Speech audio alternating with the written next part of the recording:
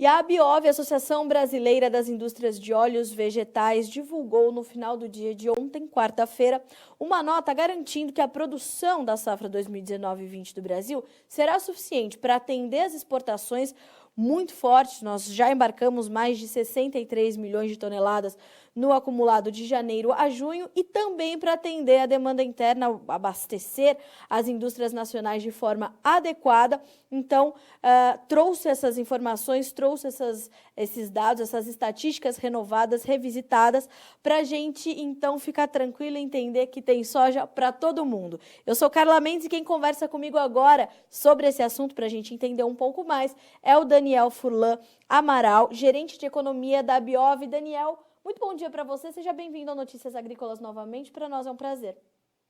Bom dia, Carla. Prazer é todo meu. Muito obrigado por essa oportunidade de comentar sobre as nossas estatísticas, as nossas análises. Nós é que agradecemos. Daniel, essa questão de uma escassez de produto, dessa preocupação da indústria, se teria soja para atender todo mundo, né?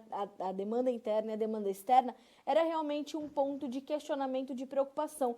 E ontem a Abiov trouxe essa nota com essas novas estatísticas, mostrando que realmente está tudo bem, né? A comercialização vai caminhar de forma dentro do esperado, embora com números que sejam aí bastante surpreendentes, né?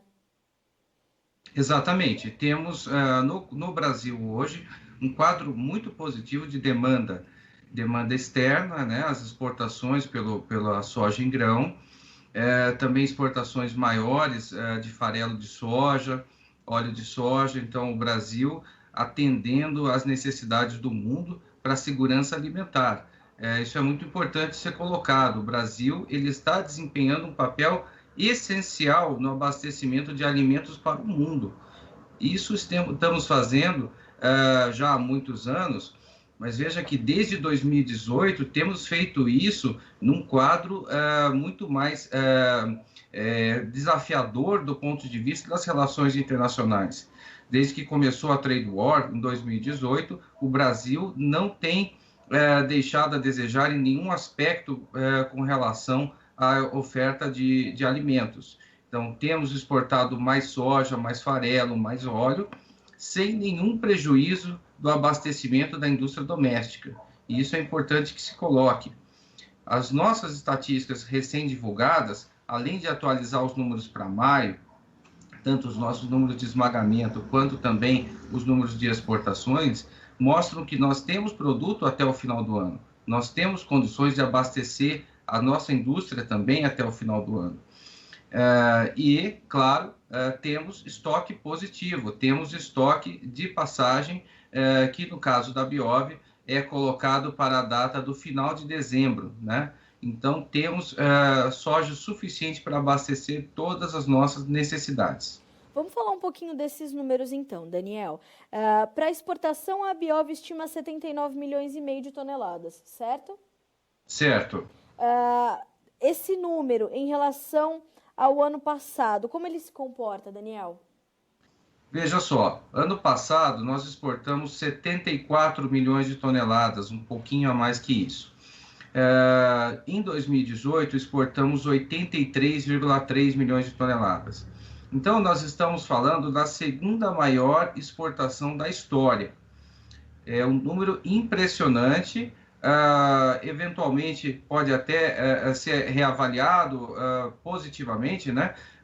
Mediante o comportamento dos próximos meses, mas mostra que é a segunda maior exportação da história brasileira. Então, um número muito bom.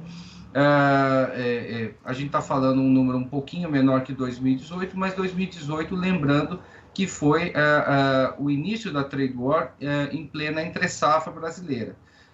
Então, no caso, nós estamos falando o seguinte, que o Brasil, ano após ano, está produzindo mais e está fornecendo mais soja para o mundo todo de uma maneira consistente. Tá.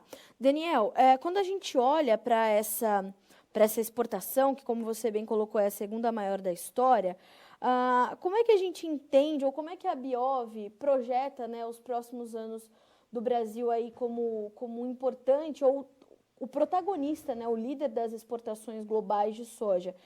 A gente tende a realmente continuar se mantendo nessa liderança e principalmente ampliando esses números? A gente tem condições para ampliar essa produção, ampliar essas exportações de forma bastante considerável nos próximos anos? Olha, eu colocaria da seguinte maneira: o Brasil ele investiu e ele trabalhou duro nos últimos anos para conseguir chegar onde ele está hoje.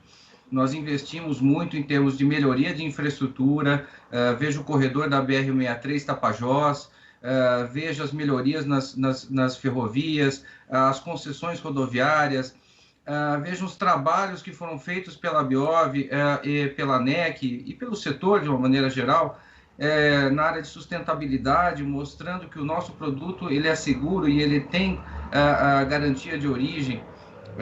É um produto bom, que não afeta o desmatamento. Então, nós estamos colhendo os esforços que nós desenvolvemos nos anos anteriores.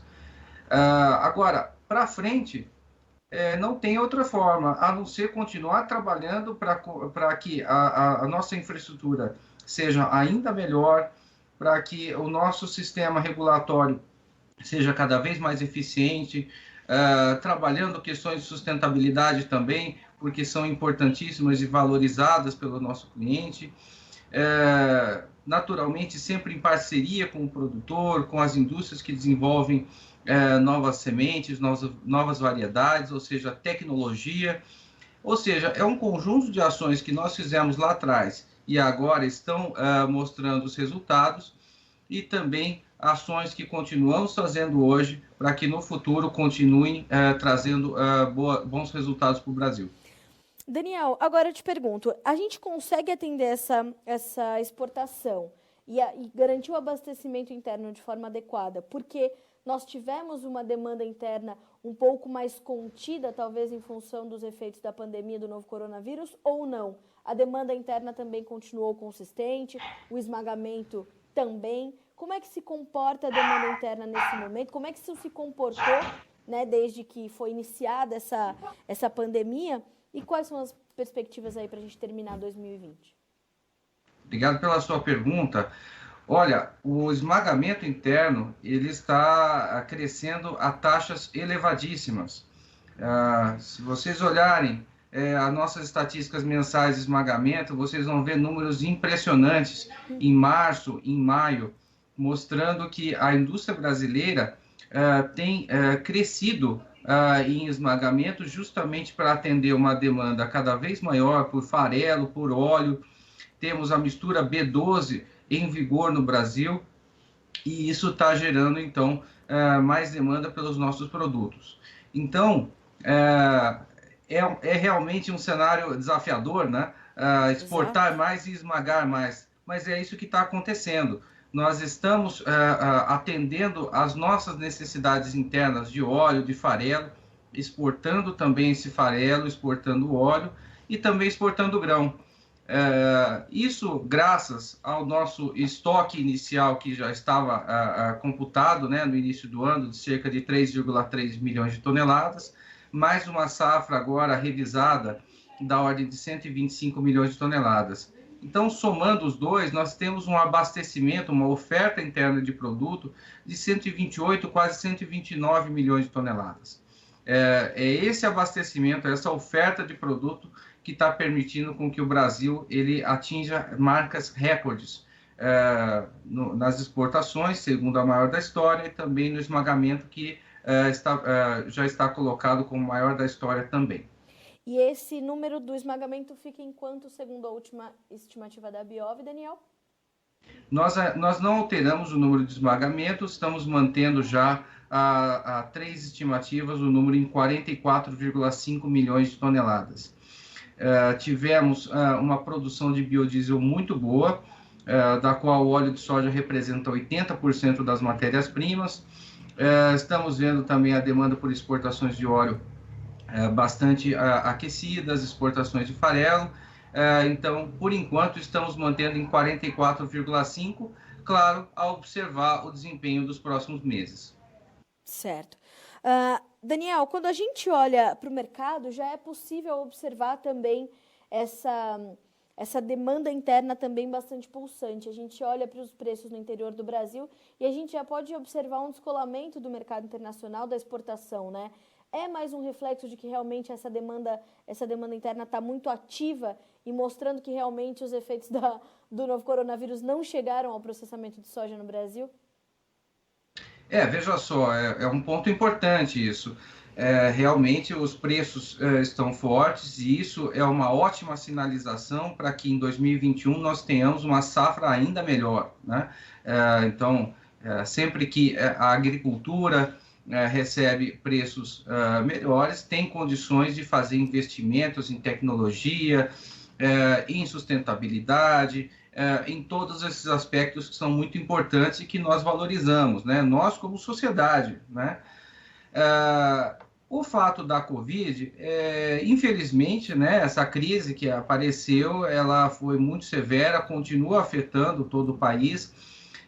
Para que a gente conseguisse minimizar esses efeitos, nós implementamos uma série de medidas de apoio a toda a cadeia produtiva, desde os colaboradores das nossas unidades, das nossas associadas, todos os colaboradores contaram com medidas de prevenção à contaminação com a Covid, também todo um apoio para que pudessem continuar trabalhando com o menor impacto possível, claro, havendo algum tipo de caso, isso naturalmente é remetido ao tratamento adequado, né?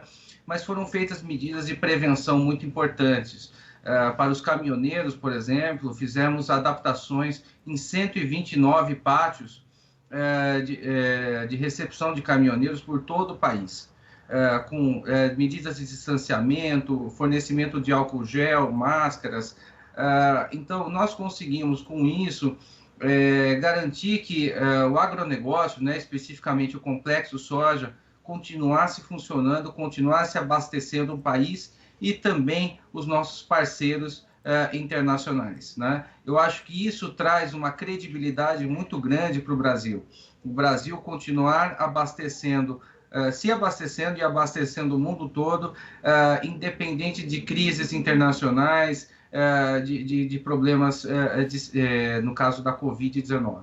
Essa questão da sustentabilidade, né, e as questões todas ligadas às questões ambientais, quando a gente olha para a cadeia produtiva da soja, Daniel, elas voltaram às luzes das discussões, dos debates e das ameaças ao Brasil novamente nas últimas semanas, né? Nós vimos isso. Inclusive, a Abiov fez uma live na semana passada mostrando, né, como o desmatamento está distante da cadeia produtiva da soja, né, como são coisas completamente diferentes e que muitas vezes se coloca ali numa mesma relação. Inclusive, o presidente da Abiov, o André Nassar, falou que realmente a cadeia produtiva da soja no Brasil é um potencial atrativo para a gente realmente efetivar e fortalecer o mercado de títulos verdes no Brasil, né? De mostrar realmente a sustentabilidade do produto brasileiro e de como ela vem sendo importante para esse abastecimento global, né?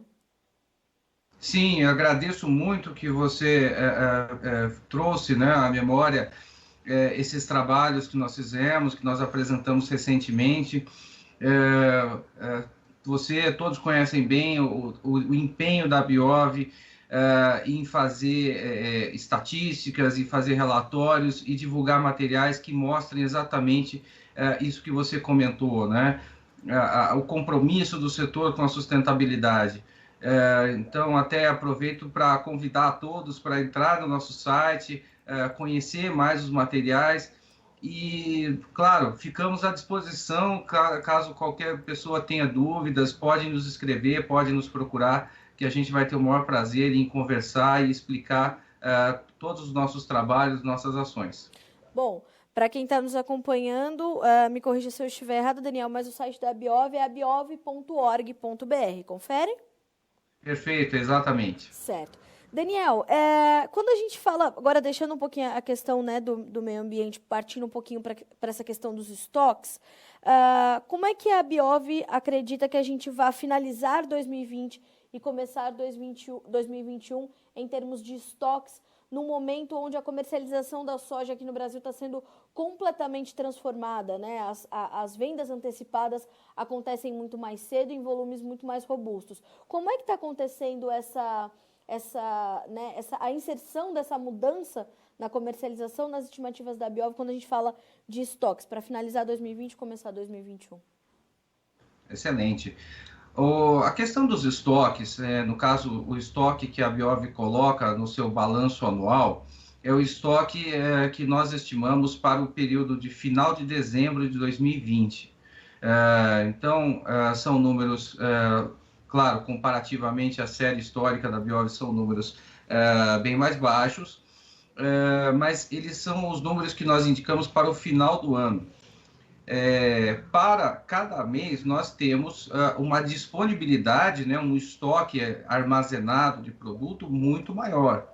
E é isso que é importante ressaltar também, nesse caso, que todos os meses nós fazemos um acompanhamento de como é que estão as compras, e são números bastante detalhados, e isso fica bastante evidente que não há falta de produto para os meses seguintes. Pelo contrário, existe uma quantidade muito grande de produto que foi comprado, está em poder das indústrias, justamente para ser utilizado. Então, para que serve esse estoque então, que nós sinalizamos para o final do ano? Ele é um indicativo de que temos, para o início de 2021, uma quantidade de produto da safra 2020 maior ou menor. No caso, esse estoque positivo está indicando que, sendo um volume menor, sinaliza para o mercado, no caso, sinaliza para a agricultura, a demanda que o país tem para 2021 por produto. Então, a se manter, então, essas projeções para o ano que vem, que acreditamos que serão até maiores, né, em termos de processamento, em termos de exportações, naturalmente isso mostra que a demanda para 2021 será bem maior. Então, isso sinaliza que o lado da agricultura, essa etapa da cadeia produtiva que é a agricultura, terá uma demanda muito positiva em 2021 e, portanto, tem condições de produzir mais. Certo.